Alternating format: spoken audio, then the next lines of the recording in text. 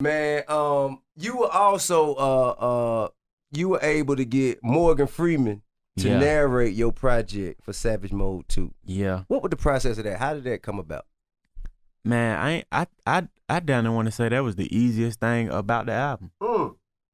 Like, we got Big Rude to write it, and he sent the script to Morgan. Like, Metro. Who knew Morgan Freeman though? Nobody. We just like reached out to his management. Okay, gotcha. So boom, like Metro already had an idea like we need somebody to just say some words throughout the album. And at first we was gonna use Big Rude, but then I think either I or Metro, one of us was like, man, let's see if we can get Morgan Freeman. Dope. Man, he did that shit. He did every line that we sent. What? Like with no pressure, no nothing. Man, that's wild. And he charged the fee that he charged was so small, like you wouldn't even believe it. Like for real. Like, man, I got a Morgan Freeman story, man. You want to hear it? Hell yeah. Okay. Let's go back to, I think it might have been 2010, 2012, something like that. Anyway, I'm drinking lean at the time. You know what I'm saying? I'm drinking lean and I'm having act too. Pints of it. You know what I mean? I used to pour up in the peach Sunkiss peach fountain. That was my thing. Acting in the peach soda. That was my thing. Yeah. So I had a movie called Las Vegas, LAST Vegas. The movie had Morgan Freeman, Robert De Niro, Michael Douglas.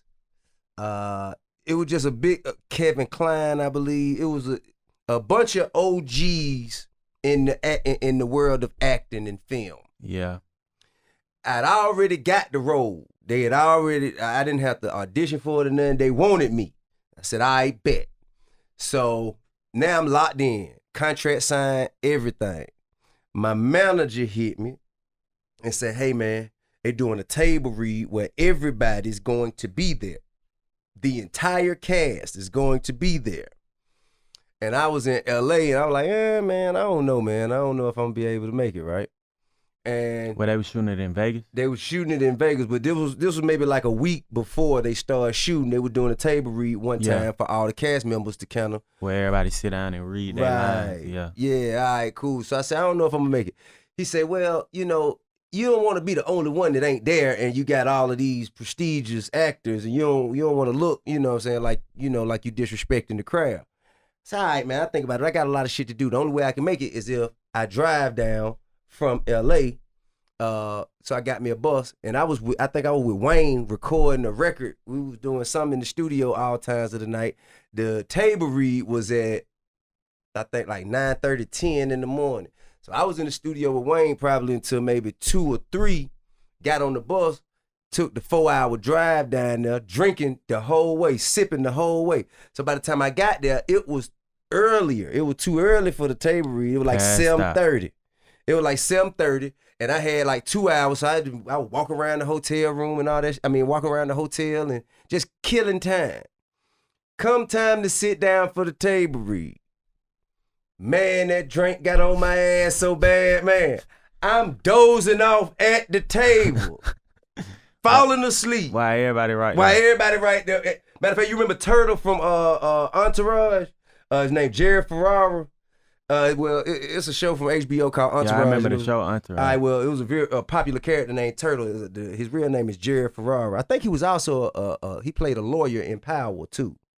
Young white dude. Anyway, so Jared Ferrara, he's sitting next to me, and he keep like bowing me every time it's my turn. So I wake up and I'm like, oh, where am I? Oh, okay. And so after I had done did this maybe about 3-4 times, Morgan Freeman from across the table say, son, are you with us, son? Are you okay? Son, get up. What is your problem? Man, listen, bro. The man chastised me like a little boy right there at the table. And then on top of that, man, when I left, when the table read was over, I left, you know what I'm saying, went back, came back to the crib.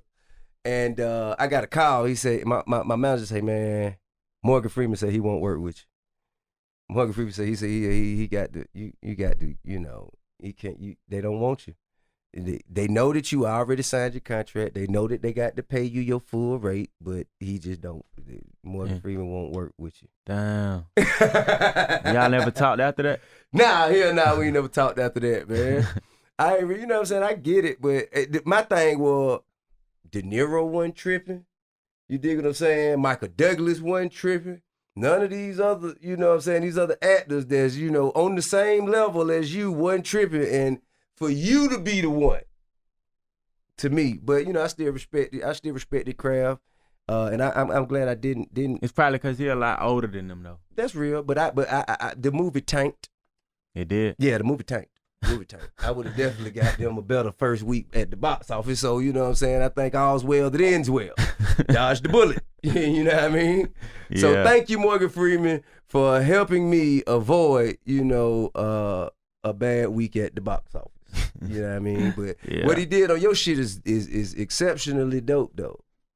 It was dope. For sure. It was definitely dope to hear him kind of appeal to your generation of the culture. Yeah. That was fine. Yeah. Bridging the gap. Yeah, man. But have you met him? Nah, I ain't never met him. You ain't never met him. But you know all the COVID shit going on, so it's like. Right.